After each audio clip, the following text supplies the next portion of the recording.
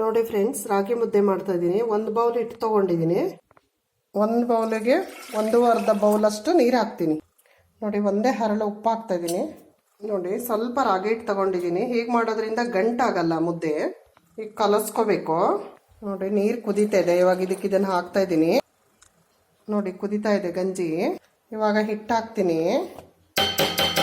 ಹಿಟ್ಟಾಕಿ ಹಾಗೆ ಬಿಡಲ್ಲ, ನಾನು ತಿರುಗಿಸ್ತೀನಿ. ನೋಡಿ, ನಾನು ಲಟ್ಟಣಿಗೆಯಲ್ಲಿ ತಿರುಗಿಸ್ತಾ ಇದ್ದೀನಿ. ಸ್ವಲ್ಪ ಇರೋದಲ್ಲ, ಹಾಗಾಗಿ ಜಾಸ್ತಿ ಇದ್ದರೆ ಮುದ್ದೆ ಕೋಲಲ್ಲಿ ತಿರುಗಿಸ್ತಿದ್ದೆ. ನೋಡಿ, ಚೆನ್ನಾಗಿ ತಿರುಗಿಸ್ಬಿಟ್ಟು ಇಟ್ಟಿದ್ದೀನಿ. ಈಗ ಪ್ಲೇಟ್ ಮುಚ್ಚಿರ್ತೀನಿ.